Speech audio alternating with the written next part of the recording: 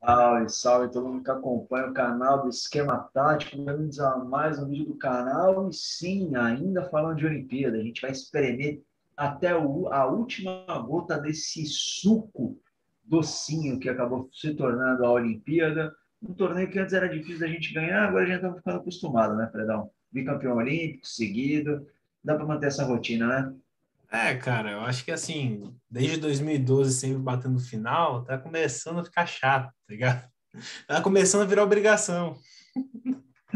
Esse é exatamente o tema do vídeo, né? A obrigação do Brasil ganhar, não ganhar. Existe isso daí? Dá para chamar isso de obrigação? Mas antes, né, segue a gente nas redes sociais, curte o vídeo, já comenta aí, segue a gente nas redes sociais. E, Greg, solta a vinheta aí para nós começar. Maravilha.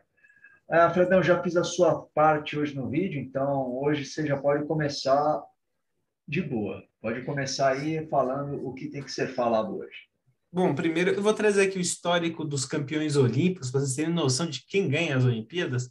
Mas antes eu queria ressaltar que assim, a Olimpíada, até o surgimento da Copa de 1930, que foi a primeira Copa do Mundo, era o principal torneio de futebol do mundo. Inclusive todos os esportes, tirando o futebol, e talvez o futebol americano, mas nem o esporte global, o principal evento é as Olimpíadas. É o grande momento do esporte. Só que a FIFA, exatamente para evitar que a Olimpíada ganhasse o protagonismo da Copa do Mundo, criou-se regras aí que não pode jogador acima de 23 anos. A FIFA manda os árbitros, somente manda um monte de árbitro xixelento, o que acaba atrapalhando o evento, enfim. Mas a Olimpíada é sim uma competição importante e a nível global é sempre importante o país ter uma participação boa nas Olimpíadas, inclusive no próprio futebol. Nas Olimpíadas, ao contrário da Copa do Mundo, que todo mundo sabe de cor os campeões, você provavelmente não deve conhecer todos os campeões de Olimpíada.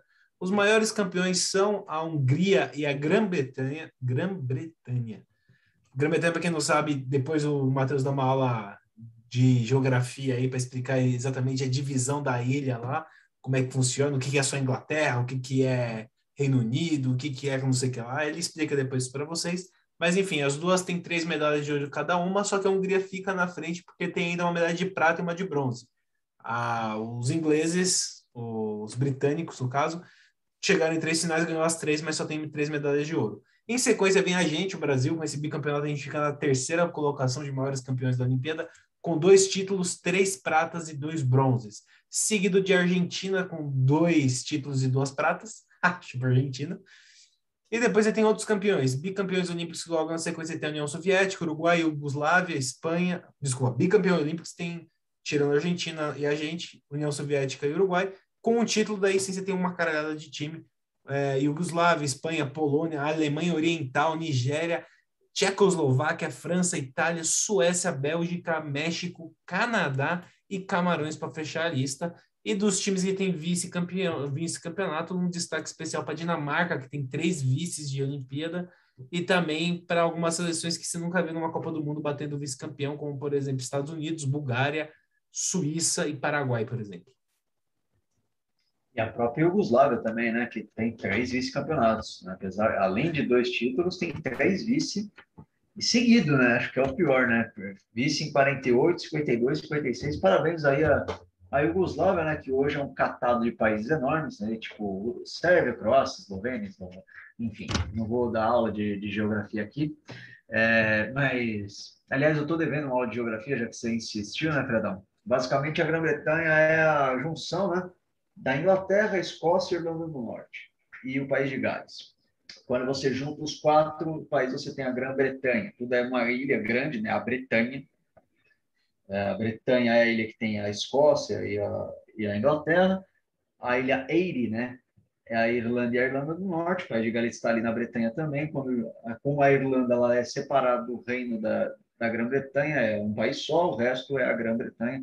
Já ficou muito longa essa explicação, mas vocês já tiveram uma ideia do que é. Quando juntam-se os 4 países, já fala-se Grã-Bretanha, e como o Comitê Olímpico Internacional não reconhece os, os países, cada um, né, as suas delegações, é a Grã-Bretanha que disputa, apesar de no futebol cada um ter as suas seleções separadas. Cara, eu acho muito interessante quando a gente levanta esse histórico de times, né, que conquistaram já a Olimpíada, para a gente ter uma noção exata de o quanto, né, se mudou no futebol desde o início das Olimpíadas em 1900, né? As duas primeiras competições foram disputadas por clubes, né, que representavam os países. Então, não era nenhuma seleção montada. Então, por exemplo, o título do Canadá, que foi lá na Olimpíada de St. Louis, em 1904, foi um título do Galt FC. Os Estados Unidos ficou em terceiro, foi o St. Rose Parish que disputou. O título da Grã-Bretanha é do Upton Park, que ainda existe, ainda joga, acho que a quinta ou sexta divisão, não lembro agora. Mas, assim, é interessante você ver como foi a evolução, né, da importância do torneio olímpico como um todo, ao ponto de o Uruguai ter conquistado 2 títulos antes da Copa do Mundo, né, os 2 últimos títulos antes da Copa do Mundo, e ter até hoje aí como considerados títulos mundiais, né? Até a FIFA faz uma vista grossa para isso. Mas mostra também o como é difícil esse torneio, né? Porque não primeiro você já não joga com as suas seleções titulares, você joga com jogadores mais jovens, então já torna aí um torneio um pouco mais imprevisível, onde até Camarões, até a Nigéria surpreende, bate um título, coisa que você não vê numa Copa do Mundo, por exemplo. Então, mostra a imprevisibilidade desse torneio, o quão difícil é você jogar ele e o quão importante ele se torna, até por conta disso, né? Que é o grande momento de seleções que têm menor condição de bater uma Copa do Mundo, de fazer a história, né? Como os próprios seleções africanas que a gente comentou aqui, Nigéria e Camarões, né? Não, exatamente. Cara, apesar dessas limitações, você tem grandes nomes sendo campeões olímpicos. Você tem Puskás, você tem Lev Yashin, você tem Platini, você tem Messi, tem o próprio Neymar. Então, por mais que seja uma competição limitada para alguns atletas de uma certa faixa etária de idade, você tem grandes nomes conquistando esse torneio. Então, tem sim seu grau de relevância, e como você falou, é muito difícil. Porque, ao contrário da Copa do Mundo, é ainda mais enxuto as condições para você conseguir se classificar. Então, que nem o Brasil, ele vem a 4 Olimpíadas seguidas conseguindo vaga. Em 2004, o Brasil não jogou, por exemplo. Então, é difícil conseguir a classificação para a Olimpíada, ao contrário, por exemplo, das Copas do Mundo, que o Brasil foi para todas, inclusive uma ou outra bem polêmica a classificação no Brasil, mas enfim, não vamos falar disso agora. Na Olimpíada o Brasil não se garantiu para todos. Inclusive, deixa eu pegar aqui rapidinho, quantas Olimpíadas o Brasil ficou de fora, que não conseguiu a classificação. Mas antes enquanto eu abro aqui, a gente percebe, como você falou, é muito mais enxuto os times que conseguem chegar. Quando você chega, tem menos fases de mata-mata também, então já começa direto nas quartas, o que deixa ainda mais difícil o campeonato, porque você não vai pegar uma seleção fácil logo de cara no mata-mata, já pode pegar uma pedreira logo de cara. E, cara, o que você falou, às vezes tem seleções que têm grandes nomes, mas já estão acima dessa idade. E às vezes tem seleções com grandes promessas que jogam mais que a promessa de outra seleção. Então você tem essas surpresas de Nigéria, Camarões, entre outras seleções. O Brasil ficou de fora de uma, duas, três, 4 Olimpíadas. O Brasil não foi para 56, 80, 92 e 2004. Então, isso mostra que a Olimpíada é um campeonato difícil, sim, até mesmo para você conseguir a classificação. E, cara, já até entrando no mérito da discussão desse vídeo, né? Até por tudo isso que a gente tem comentado, esse histórico, né? Essas estatísticas que a gente traz, é muito difícil você falar que você tem a obrigação de ganhar um torneio desses, né? Eu acho que é difícil você falar que você tem a obrigação de ganhar qualquer coisa, inclusive. Eu entendo que o Brasil ele tem que entrar para disputar e jogar, não vou falar jogar bem, mas entrar para ser campeão. A obrigação do Brasil é essa, entrar para ser campeão. Se vai ser campeão ou não, aí vai depender do time, do jogo que vai jogar, do futebol apresentado, dos adversários. Agora, eu acho que é muito injusto você cravar que um time tem a obrigação de ganhar. Até porque no nosso trabalho mesmo, cara, a gente já tem as nossas obrigações e às vezes a gente nem consegue cumprir com elas. Então, como é que você vai falar? E assim, a gente não tá falando de o cara chega lá, o que que é, Fred? Nossa, que eu falo Tá que a com gente não medo de compra seu chefe nossa. no vídeo, pô? Pô, aí você complica nós, né, cara? Aí você derruba as promoção. Eu acho que é Não, um pô, tema muito eu sei que sensível. você Eu sei que meu chefe não vai ver o vídeo, a não ser que ele esteja vendo, se você estiver vendo aí, é brincadeira. Brincar agora falando sério, o que eu dizia, a gente já tem as nossas obrigações e às vezes nem elas a gente consegue dar vazão de maneira excelente, né? Com excelência nisso. E você falar que o cara tem a obrigação de ser campeão, você falar que o cara tem que performar a 100% toda vez. E a gente sabe que não existe isso. Tem vezes que o cara vai ter problema, tem vezes que não vai ter como, o dia não encaixa, o futebol, a bola não entra. E o futebol é injusto. O Brasil perdeu 2 eliminatórias contra Camarões, contra a Nigéria, por detalhe, sabe? A Atlanta 96, o Brasil perde na prorrogação por um detalhe, o Brasil volta a perder para com a seleção africana em 2000 também no detalhe. Não é muito injusto você falar para um cara que ele tem a obrigação de ser campeão. Não vou falar desumano, porque acho que é uma palavra muito forte para esse contexto, mas, cara, é irreal você dizer uma coisa dessas. Concordo, cara. Eu acho que assim, o problema de você falar que é obrigação, sabe o que acontece? Quando você fala que um título é obrigação, você cria aquele contexto de ganhou, não fez menos que a obrigação, perdeu é um vexame. Eu vejo isso muito acontecendo no futebol brasileiro, sendo um pouco de seleção. Sempre quando algum time monta uma equipe muito forte, seja o Palmeiras, o Flamengo, o Corinthians e o São Paulo um tempo atrás, enfim, é obrigação ser campeão. Tipo, não é, cara. É o que você falou. É, a obrigação do time é estar entre os melhores. Sim, porque se você tem os melhores jogadores, você tem o melhor elenco, você tem as melhores condições, você tem que estar entre os melhores. Mas ser campeão, cara, é sempre, como você falou, tem detalhe, ainda mais no jogo de mata-mata. E eu acho que esse estigma na seleção brasileira de tem que ser campeão é o peso da sua herança vitoriosa. Então, você tem aí o tricampeonato brasileiro no começo da década dos anos 90, no começo não, né? Na metade da década dos anos 1900, da década não, cacete, do século, tô falando besteira aqui. Na metade do século passado, o Brasil ganha 3 Copas do Mundo no intervalo de 4 Copas, então cria-se o estigma da super seleção brasileira, daí fica um tempo longe do título, e daí vem de 3 finais seguidas. 94 campeão, vice em 98 e campeão em 2002. E aí volta essa história de tem que ganhar tudo, tem que ser campeão, tem que não sei o que lá. E, cara, eu vejo que a seleção olímpica vai passar por isso, porque até então a gente nunca tinha vencido a Olimpíada. Agora a gente vem de 3 finais seguidas, 2 sendo campeão. Muito parecido com o que aconteceu em Copas. E aí vai criar a próxima Olimpíada, não vai ser tipo, vamos atrás do ouro. É tipo, tem que ganhar ouro. Vai mudar o discurso.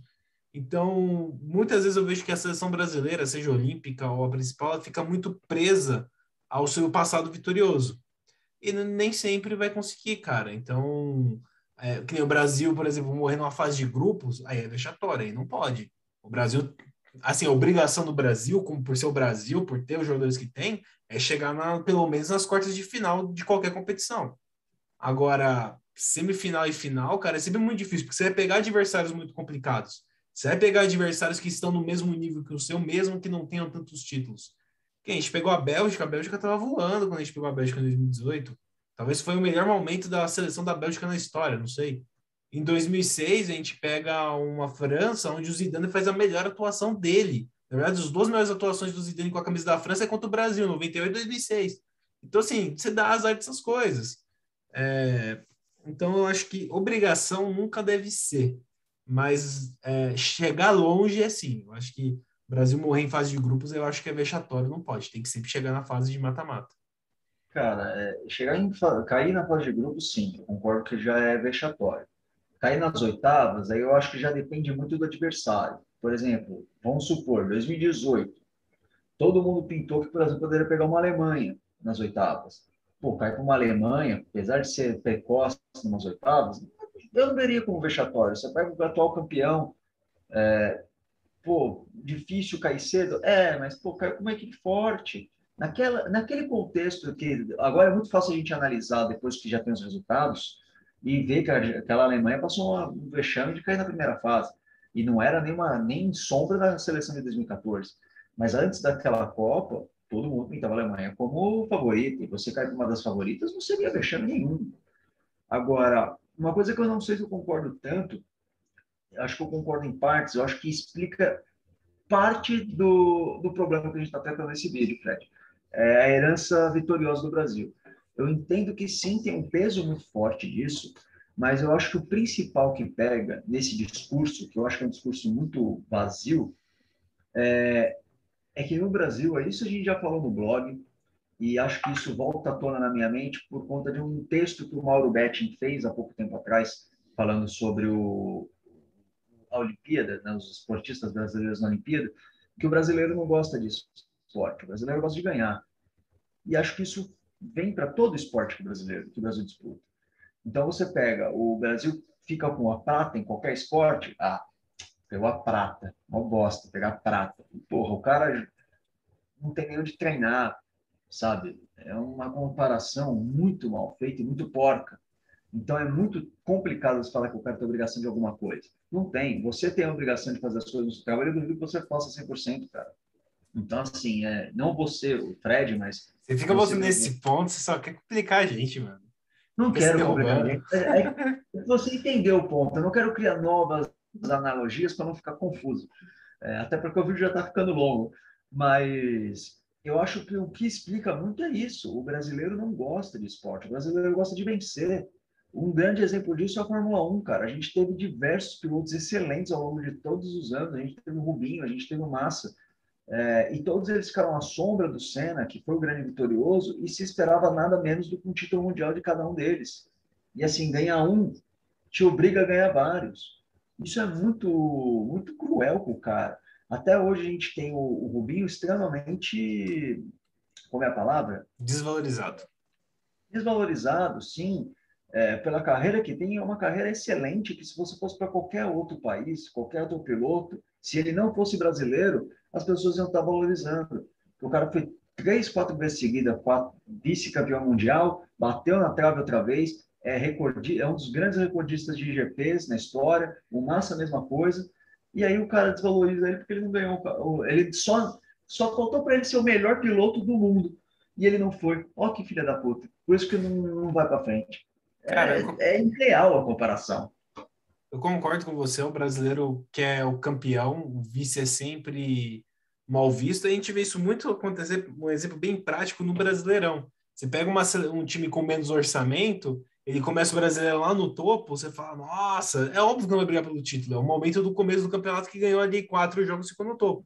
Daí cai para onde era esperado que ele perde a zona de rebaixamento e manda os caras embora. Manda a técnica embora, o time é horrível, você não tinha saber que era isso. Então, assim, a questão da expectativa brasileira é muito ruim, porque a gente gosta só de campeão, a gente não gosta de vencedor. Vencedores eu digo não de vencer, mas de lutar, de Superar brigar, expectativas. exatamente. O Rubinho, cara, eu acho que ele é muito injustiçado porque ele é o primeiro grande piloto brasileiro pós-Senna, podemos colocar assim. E, Sim. mano, aquele lance do Schumacher marcou muito ele, queimou muito Não, ele no claro, Brasil. Mas eu entendo que claro. você falou, o Rubinho é um dos maiores pilotos da história da Fórmula 1, não só do Brasil. Ele deve entrar, quando se aposentar, talvez no Hall da Fama da Fórmula 1, porque ele era um grande piloto, só que o que você falou, a gente gosta de campeão. Um exemplo disso é o tênis. O brasileiro sempre cagou para tênis. Pareceu lá o Guga ganhando tudo, todo mundo gostava de tênis. O Guga sumiu o tênis. Entendeu? Então, o brasileiro gosta de título, não é nem de vitória. Porque assim, você pode ganhar tudo. Se você perder a final, você é um lixo.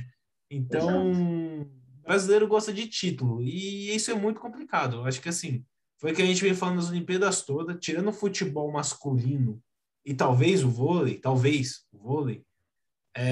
todos os outros que conseguiram uma medalha, não estou falando de ser ouro, estou falando uma medalha são ou conseguiram ir longe, que nem o caso do cara da arremessão de peso, que eu esqueci o nome agora, são heróis, cara, porque eles não É. têm incentivo, não estou falando Uhum. investimento, infraestrutura nenhuma. O cara foi o quarto melhor arremesso de peso das Olimpíadas e treinava no terreno baldio.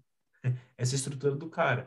Então, para mim, todos são heróis. Os que chegam, que conseguem chegar numa Olimpíada. A gente fica criticando que não é campeão olímpico, mas, cara, para você chegar numa Olimpíada é difícil pra cacete, mano. Você tá competindo com o mundo todo e países que investem naquilo que você não tem investimento.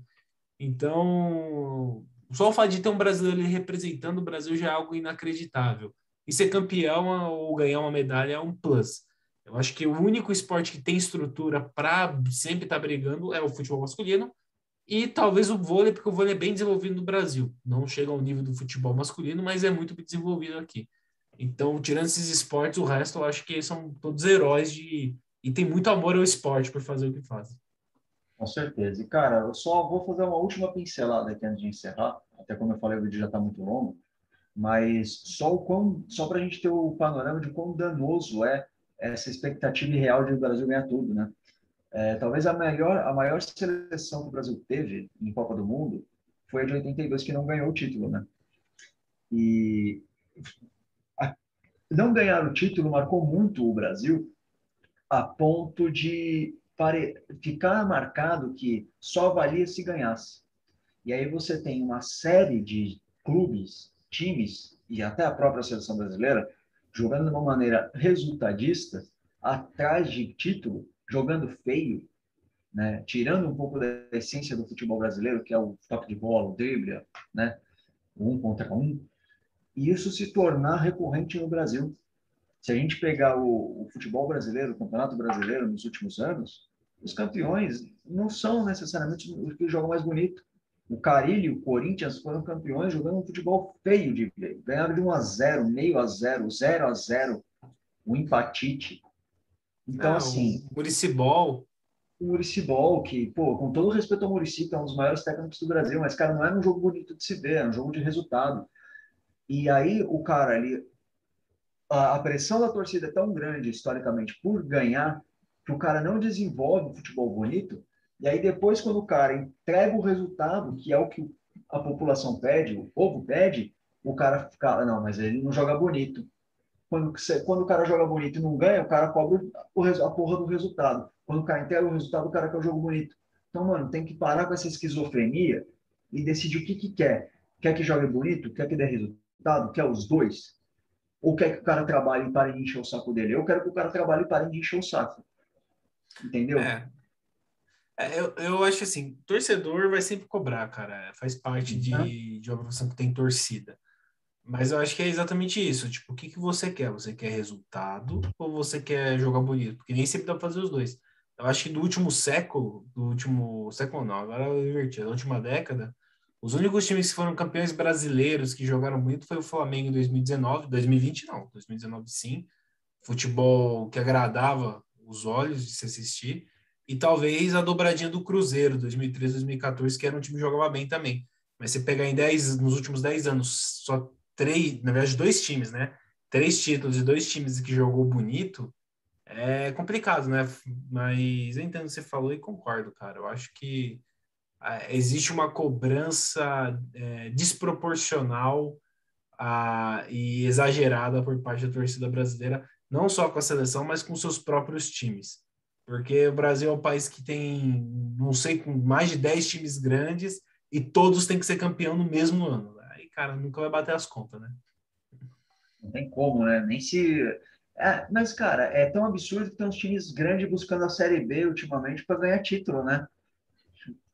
Isso aí é você Eu só falando, assim. cara. Eu não vou nem, não vai nem ter essa polêmica, senão vai demorar muito para comentar aqui. É com essa que a gente encerra o vídeo de hoje, Fredão, antes da gente encerrar, considerações finais, meu querido. Ah, gente, curte aí o vídeo, se inscreva no canal, deixa aquele like gostoso, e isso é isso. Maravilha. Pessoal, refaço o convite que a gente fez no início do vídeo, como sempre, né? Você já está aqui, você já está acostumado, mas eu gosto de fazer, porque tem muita gente que não segue a gente no canal ainda, Fred. Você acredita num negócio desse, cara? Ah, uns pé de rato, né? Tudo pé de rato. Patifaria da braba, né? Sevandijas. Então, mano, se inscreve no canal, deixa like no vídeo, dislike, comenta, não comenta, compartilha, segue a gente em todas as redes, e é isso, rapaziada. Uma boa noite a todos, um grande abraço, até o próximo vídeo, até mais.